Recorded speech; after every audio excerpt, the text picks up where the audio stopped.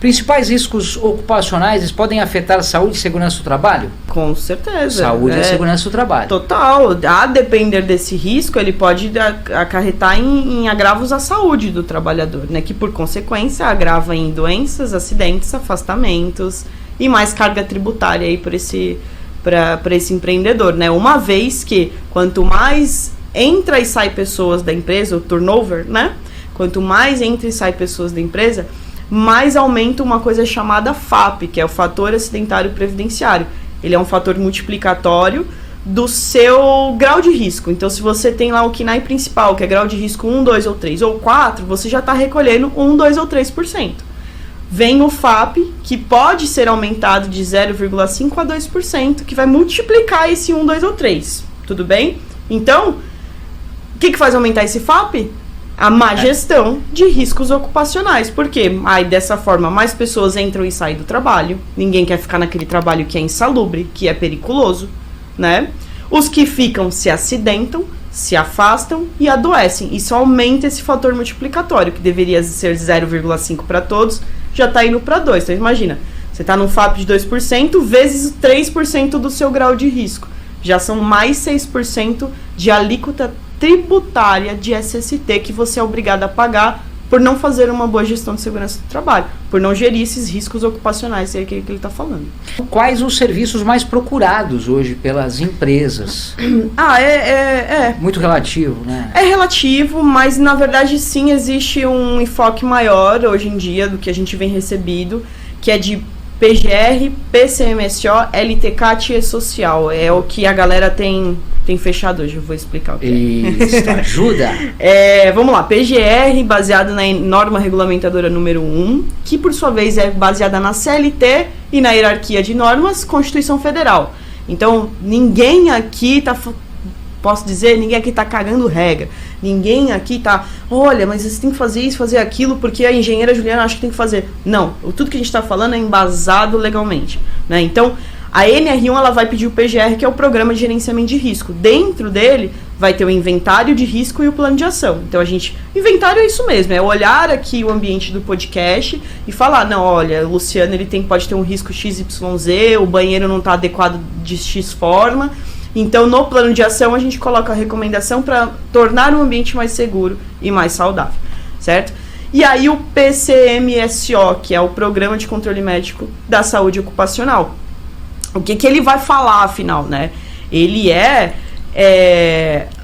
obviamente, feito por um médico do trabalho, necessariamente, esse documento necessariamente precisa de um médico do trabalho assinando e coordenando ele, né?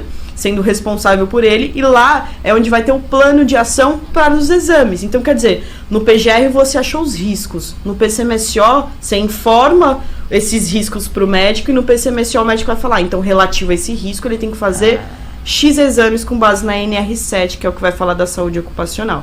Então, percebe? Uma coisa linka com a outra, não dá para ser uma coisa mal feita, ou, né? Enfim. Então, PGR, PCMSO, e aí na hierarquia do que mais costuma chegar pra gente de dúvida, de pedido de orçamento, é o LTCAT.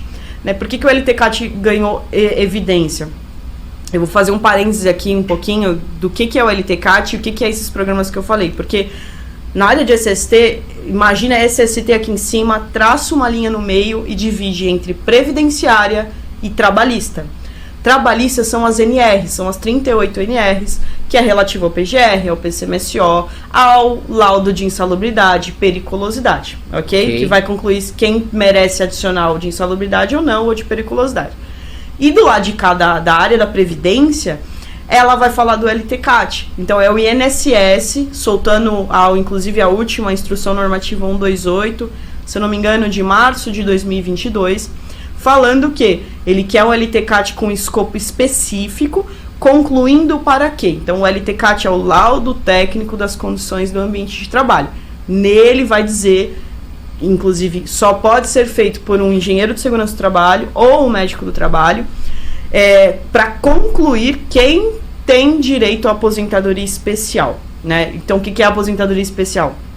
É a pessoa que, em tese, se estiver sobre uma lista específica de risco, não é qualquer risco, tá? Se estiver sobre uma lista específica de risco, e constatado após análise científica, não é, eu acho que tem ruído, eu acho que tem calor, eu acho que tem químico. Você vai lá, a gente mede, a gente faz toda uma análise de higiene ocupacional, como o John tinha falado, e para concluir se eles merecem, se eles têm o direito da aposentadoria especial, que se divide em 15, 20 e 25 anos. Né? Então, esse é um documento super em evidência. Por quê? Vou linkar com o E-Social. Então, aqui na área da Previdência que eu estava falando, a INSS com a instrução 128 pede o LTCAT, que por sua vez pede o E-Social. Por quê? Um dos eventos de SST do E-Social ainda é somente para dizer os riscos de quem pode ou não se aposentar especialmente. Então, um exemplo mais prático. O frentista, ele comprovadamente está sobre um agente cancerígeno chamado benzeno, é um composto da gasolina. A gente conclui isso qualitativamente, não é necessário medir para esse âmbito, mas comprovadamente é cancerígeno, não tem o que fazer. Se ele comprovar que trabalhou 25 anos naquilo e embasar com laudo técnico e agora no E-Social com essa informação de que ele tem benzeno, ele em tese pode se aposentar em 25 anos de trabalho. Né? Então, é super uma evidência hoje o LTCAT, porque, detalhe, ele sempre existiu, tá? Faz muitos anos que ele existe, mas ele ganhou essa evidência muito por conta do E-Social, porque o E-Social ainda quer saber de quem vai recolher mais alíquotas ou não. Então, vou puxar um gancho só mais um pouquinho. Por favor. Quando você conclui no LTCAT, por exemplo, no caso do frentista, que ele deve receber aposentadoria especial em 25 anos... você acaba desembocando uma outra alíquota especial, chamada FAE, que é o financiamento da aposentadoria especial. Né? Então, esse FAE ele é relativo a 6%, 9% ou 12% também sobre a folha de pagamento. Então, aqueles profissionais que foram concluídos o benzeno, naturalmente o posto de combustível está recolhendo mais 6%, que é relativo a 25 anos de trabalho, para financiar essa aposentadoria especial. Alguém tem que pagar essa conta. Lembra lá que a Receita Federal, antes, em 2009 mais ou menos, começou a perceber que estava perdendo bilhões em arrecadação? É isso. Olha. É a galera que não faz ideia do que tem que recolher. E aí vem a grande sacada. Né? A Receita Federal, ela pode olhar 5 anos para trás e se identificar que você tem que recolher essas alíquotas, ela vai pedir esse retroativo.